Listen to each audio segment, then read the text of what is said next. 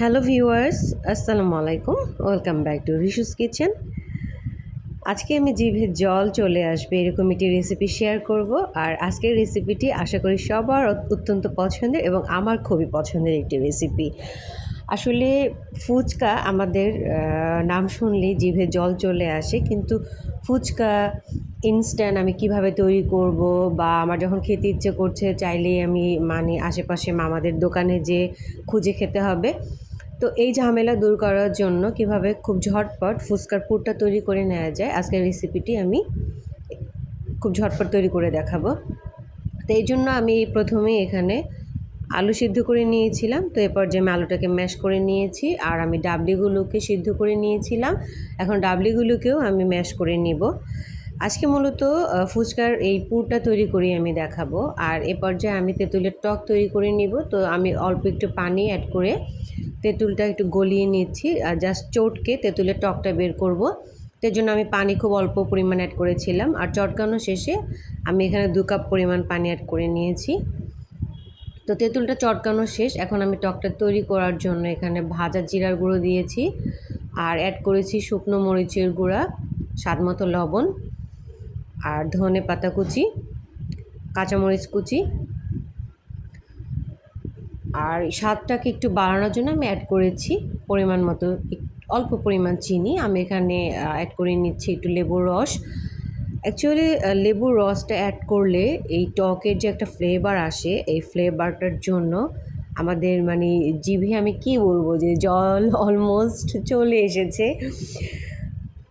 তো টকটা যখন পারফেক্ট হবে তখন কিন্তু আসলে ফুচকা খেতে খুব ভালো লাগবে। আর স্বাদটাকে আরেকটু বাড়ানোর জন্য আমি এখানে একটু বিট লবণ অ্যাড করেছি। আপনারা চাইলে স্কিপ করতে পারেন, লেবুটাও চাইলে স্কিপ করতে পারেন।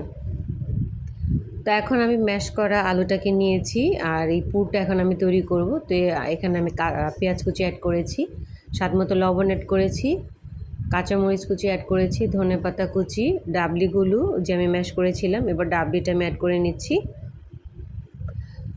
ভাজা জিরার গুঁড়ো অ্যাড করেছি। সব কিছু আসলে খুব ভালো করে একটু মিক্স করে নিতে হবে। আর এ পর্যায়ে আমি একটু লেবুর রস অ্যাড করব, একটু স্বাদমতো লবণ অ্যাড করে নিব। লেবুটা আসলে দেওয়ার কারণটাই হচ্ছে যাতে আমার স্মেলটা খুব ভালো হয়। তো এখন আমি মিশ্রণটাকে একটু ভালো করে মেখে নিচ্ছি। আর আলু আর ডাবলিগুলোকে কিন্তু একবারে ম্যাশ করে নিব না, জাস্ট একটু চটকে চটকে নিয়েছিলাম। তো এখন আমি খুব ভালো করে পুরটাকে মিক্স করে নিচ্ছি। আর পুরটা যদি রেডি হয় তখনই কিন্তু আমার আসলে ফুচকাগুলো খুব ঝটপট আমি খেয়ে ফেলতে পারবো। আর ফুচকা আমি আসলে তৈরি করে আজকে দেখাচ্ছি না, আমার ফুচকার প্যাকেট ছিল, ফুচকাগুলোকে আমি ভেজে নিয়েছি। তো আমি নেক্সট কোনো ভিডিওতে ফুচকা কীভাবে তৈরি করে ভেজে সংরক্ষণ করা যায় এই বিষয়ে আমি ডিটেলস একটা ভিডিও দিব।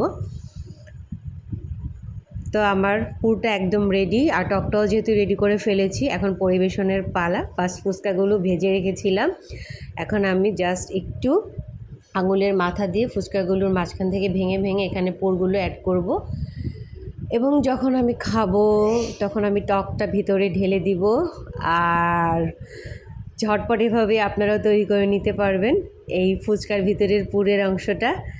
তো আশা করি যারা যারা এতক্ষণ ধরে ভিডিওটি দেখেছেন সবার কাছে ভালো লেগেছে। ভালো লাগলে অবশ্যই লাইক দিবেন, কমেন্টস দিবেন, এবং কোথা থেকে দেখছেন তা শেয়ার করে জানাবেন। আর অবশ্যই আমার চ্যানেলটি সাবস্ক্রাইব করে নেবেন নতুন নতুন আরও রেসিপি পেতে। আশা করি সবার কাছে ভালো লেগেছে। আবারও কথা হবে নতুন কোনো রেসিপি নিয়ে। আল্লাহ হাফেজ।